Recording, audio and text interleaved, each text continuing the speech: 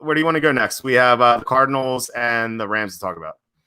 Why don't we go with the one team that's going to be better of those two? And I think you know which one I'm talking about here. Yeah, it's not the color you're wearing. So why do you like the Cardinals this year? I think that they're just poised to make some strides on offense. I was wrong about Kyler Murray. He looked really pro-ready. Reminded me a little bit of Russell Wilson. He's a bit more of a runner than Wilson is. But, same type of dynamic arm talent. And you add DeAndre Hopkins to his already strong arsenal of weapons, including Larry Fitzgerald, Christian Kirk, Andy Isabella, who was a second-round pick out of UMass. And then you look at the offensive line, and they should be better because Marcus Gilbert's coming back. DJ Humphries is coming back. If they can stay healthy, Murray should be protected. And even if one goes down, Josh Jones was a good pick in the third round. So I think that their offensive line's looking better. Kenyon Drake is better than David Johnson at this point in their careers because Johnson's too injury prone.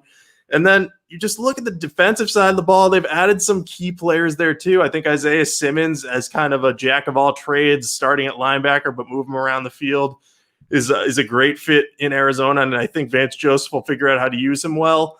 And then I like their talent overall. I think they have a good secondary with Patrick Peterson leading the charge there. If Chandler Jones is a top pass rusher, I think their interior defensive line may be the weaker point of their team with Zach Allen, Jordan Phillips, and Corey Peters as their three starters in the 3-4 alignment. But I also really like Zach Allen. I had him as a first-round grade at times before the 2019 draft. So I could see him making strides and kind of helping to lock down that position and strengthen the front. I think they still have some holes. They have like one good player at every level of the defense, but they have some holes to fill in. But I think they're growing and they're moving in the right direction, which is the most important thing for the team. And I think they could have a winning record this year. I mean, we saw them give the 49ers trouble last year with less talent. So I think they could beat them once this year, maybe. Yeah, I have them going 9-7, and I think that's definitely possible. We always see these teams with second-year quarterbacks making a big leap, and I think Kyler Murray could do that. He played very well most of the time as rookie. He had some struggles, most notably early in the year against Seattle. Like he had a terrible game there. But he was going through growing pains. They had offensive line issues. So the offensive line is a big thing for me. And you talked about how Humphries and Gilbert, they're solid when healthy, but they both have dubious injury histories. Gilbert didn't even play at all last year. So if Gilbert can stay on the field and Humphries continues to stay healthy, which he did last year, I think Arizona has great potential to maybe even exceed 9-7. I think they can potentially finish like 10-6 or 11-5. I think they have that much upside, but they do have a lower floor though with their offensive line, and on their defense too. Like they Isaiah Simmons will help a lot because they got torched by tight ends every single week last year, which is awful. So he'll help there, but their defensive line is still weak unless Zach Allen can make a big leap.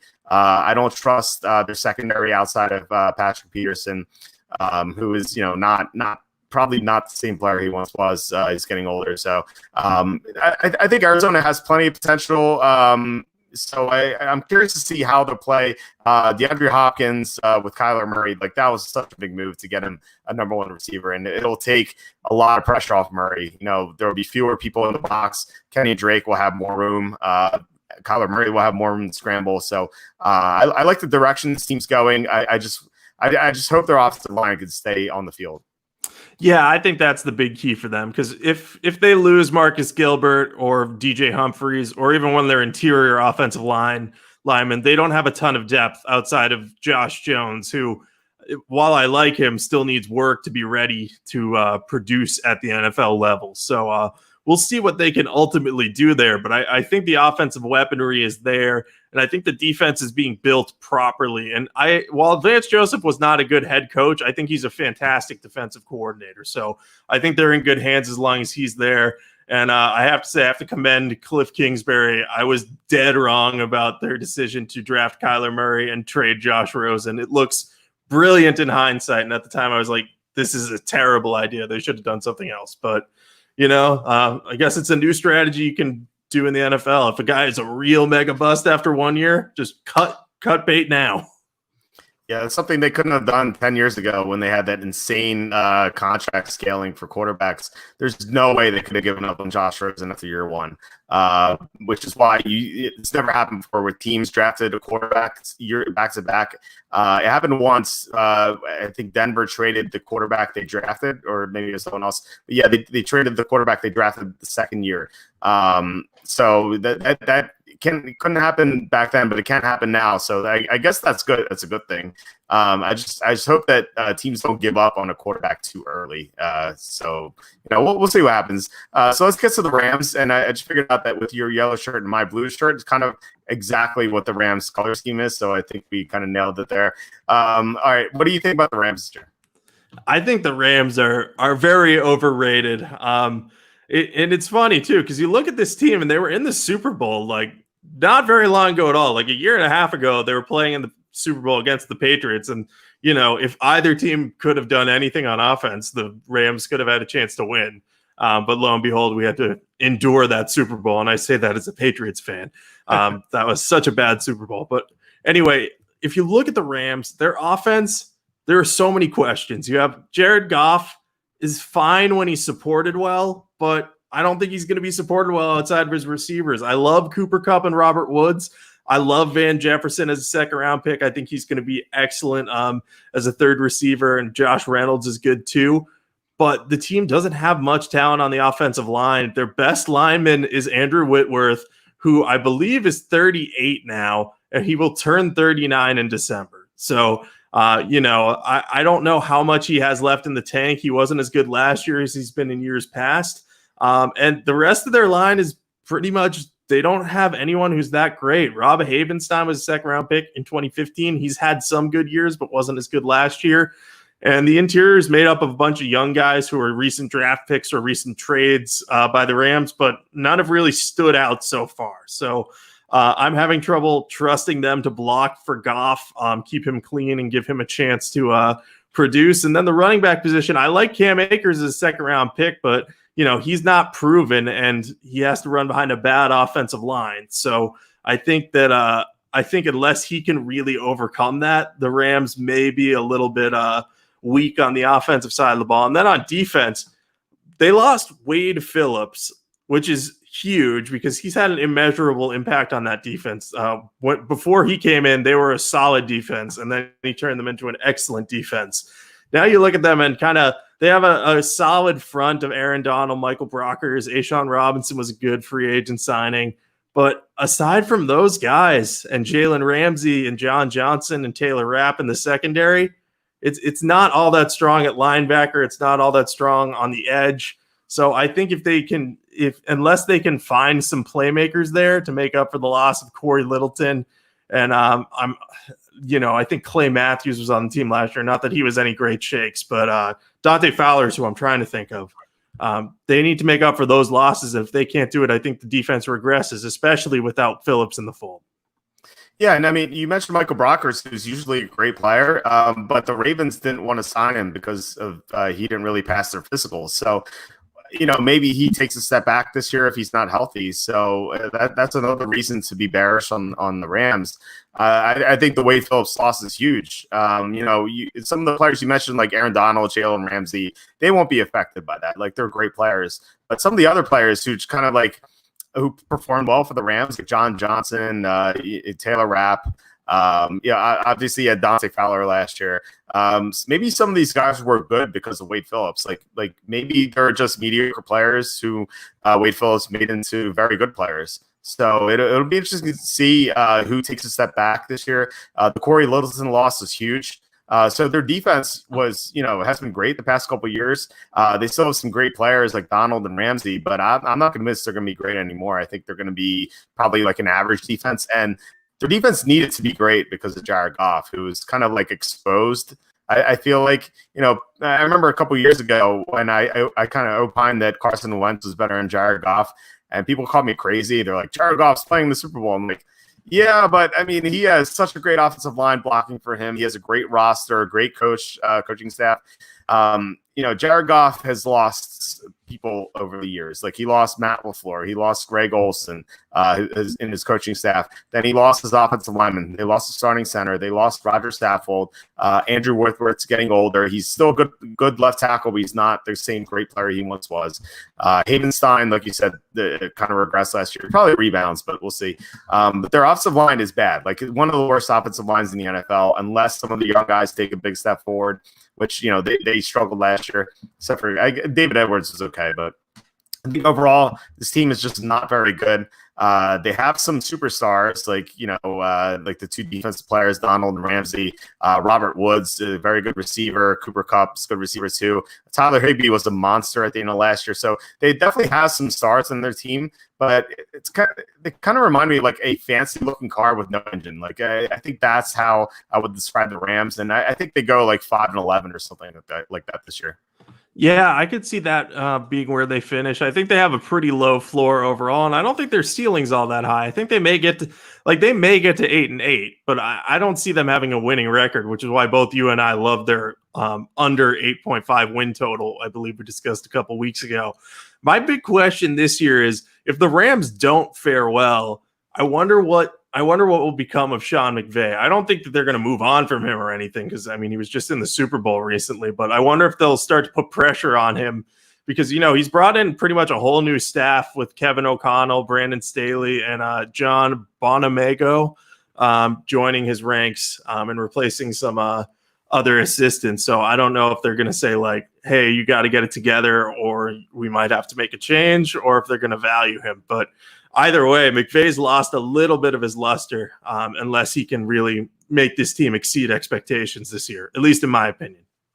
Well, I agree. I think, people won't see it this way, but I think that, if they go 5-11, 6-10, if they had a mediocre head coach, I think they go 3-13. I like McVay a lot. I think he's one of the best coaches in the NFL. But you're right. They lost some assistants, which is huge. They lost personnel. McVay, yet, despite this, he had them being competitive last year. But now they're worse. So I think 5-11, maybe they go 6-10, 7-9 because of McVay. Maybe he just carries them there. Plus, maybe Aaron Donald has like this amazing season where we talked about last week. Like, what if he breaks the sack record and he gets like 25 sacks or something absurd? Yeah, the Rams will be competitive in some of their games, but I don't see them making the playoffs. All right, let's talk about the odds to win the division. So 49ers are plus 110 as the favorites, so not a minus here. The Seahawks are plus 290. The Rams are plus 475, and the Cardinals are plus 500. Does anything stand out there? I would say the Cardinals coming in last stands out to me just because I think that there's a chance that they could make the playoffs. I don't think they're going to compete for the division, though. So I wouldn't bet that. I like the Seahawks at plus 290. I think that they have just as good a chance to win the division as the 49ers. And it really came down to the wire in the division race last year, if I remember correctly, too. And I think the 49ers are a little bit worse for wear now, whereas the Seahawks are getting healthier. So I would be tempted to bet the Seahawks plus 290 here because I think that there's at least a chance that they could win the division. Yeah, I think plus 290 is fine. I think that's a decent number. Maybe I'll put like a small bet on it. I think Arizona plus 500 is not crazy either. Like, what if the 49ers have some injuries this year? They'll take a step back. I know it'll be between Seattle and Arizona, and I think plus 500 is okay. So I wouldn't bet very heavily on either of these, but I think they're worth at least small wagers. So I don't know. I'm going to be in Vegas in about a month from now, like 5 or 6 weeks from now. So maybe I'll if I find a better number than 500, but see like a plus 600, plus 650. I think I'll bet a little bit on it. Yeah, I think that would be the number that I would be really comfortable with. I think 500 is solid for the Cardinals. I just as it stands, I don't see them winning the division, so I may be a little bit more reluctant to bet on it. But massive thing for the NFL. So all it takes is one to derail a team. It'll be interesting to see if the 49ers can live up to expectations, though, because like you said, they came out of nowhere last year. But now if they have a target on their back, I think it's going to be a lot harder for them to repeat as division champions. Yeah, agreed. Yeah, I mean, two teams are going to be prepared for them. So I don't see them I don't see them getting to the Super Bowl, although they could, but I think they take a little step back. I see them making the playoffs. I think 3 teams in the NFC West can make the playoffs, especially with now 3 wild cards. I think that's a very strong possibility. Yeah, especially where the North and the East look pretty weak overall too. Yeah, those seem like one team playoff divisions. So, yeah, any parting thoughts before we sign off? I'll give you a little thought on Dalvin Cook's potential holdout. I was already very anti-Dalvin Cook for fantasy purposes. If he's going to hold out, I want as many shares of Alexander Mattison as possible. I drafted him, I think, in the 7th round of our most recent PPR mock draft for fantasy. And I think he may even go earlier now. I wouldn't be afraid, obviously, depending on how the Cook situation plays out. We're not going to know for a couple months, but if we're getting into August and Cook hasn't reported yet, give me Alexander Mattison any day of the week in that 5th round, because he could easily emerge as the starter there. And he has the talent needed to be an effective player and an effective, at least, running back too in fantasy. So I'm going to be drafting him earlier than expected, probably the rest of the offseason, unless something changes with Cook. And Cook is not worth the money he's asking for. He stayed healthy for 1 season. And while it was a great season, running backs are just not worth that investment. Yeah, he hasn't even played a full year in his career. He's played 14 games. That's the most he's played in a season. So $13 million per year, that's insane. Like, who's going to pay that? That's crazy. So he needs to lower his asking price. If that's his asking price, and if he's that stubborn about it, he's not gonna play this year, or at least not the first half of the year. So I think he might be like Melvin Gordon, or he comes back like week 6, week 7, week 8, something like that, and then he plays and he's maybe out of shape, and then he gets hurt again because he's always injury prone anyway. So as soon as that happened, I actually thought of you, because you've been very high on Alexander Mattison, and I kind of like felt bad because you're gonna get the sleeper in all your leagues in the 7th round. And now, if you're drafting late August and Cook still hasn't reported, like, Madison's going to be going in like the 3rd round or 4th round, probably like the 4th round. So your leverage is gone, unfortunately. But I do agree with what you're saying. I like Madison even more now. Dalvin Cook was one of my top busts. So yeah, I'm definitely on board with Madison. Yeah, and my response to you feeling bad for me, I do appreciate it, but given how terrible the running back depth is this year, I have no qualms about spending a 3rd round pick on Alexander Mattison if I have to. Of course, given that it looks like he's going to be a starter. I mean, I wouldn't do that just to do that, but if he looks good, I will be all over him this year. So Madison I'm officially declaring him my guy for right now. And hopefully I won't have to change that. I have to walk back on those occasionally, especially when there's some Samaje Perine, but you learn your lesson after a while. Well, Madison's talented, so I don't think you're going to miss on this one unless Cook comes back and is established as the starter. But yeah, you're right. Like, if Cook isn't back by close to Labor Day, at Madison, you take him in the 3rd or 4th round. And to your point, like, considering how bad the running back depth is this year, and like, it is the worst I've ever seen. I feel like I say this every year, but this is truly the worst running back depth in fantasy I've ever seen. So yeah, Madison, sign me up for Madison in the 3rd or 4th round for sure. So I guess that's it. So if you're watching on YouTube again, please hit subscribe. That would mean a lot. Otherwise, do you have anything to plug? Yeah, I've got a story up on Rigo's Rag, Washington Redskins site, about Ken Zampese, their quarterbacks coach, and the quarterbacks he's developed over his roughly 2 decades in the NFL, just and how that may impact Dwayne Haskins. So feel free to check that out. Follow me on Twitter at Jacob Camenker if you want to talk some football too. Always down to take questions there, or talk about the sport. I'll be tweeting plenty of Redskins and Patriots thoughts too, as football draws closer to training camp, which I am very much looking forward to. Yeah, same here. We need some sports back pronto, for sure. I'm at wallsforfootball.com. Tons of content on the site. We have our season previews going now. Charlie's still posting his Why the Slide. We have Kenny Willekes today, a bunch of other guys on Why the Slide. Charlie's also starting to post his scouting reports. So we have Trevor Lawrence, we have Justin Fields, a couple other guys. I saw Jamie Newman come in, so that'll be up soon. So check that out. Otherwise, I'll talk to you next week, and we'll have to color coordinate for another team in one of the 2 divisions. Sounds good. I'm all about color coordination, so we'll figure that out. All right, sounds good. Talk to you later. All right, later. Bye.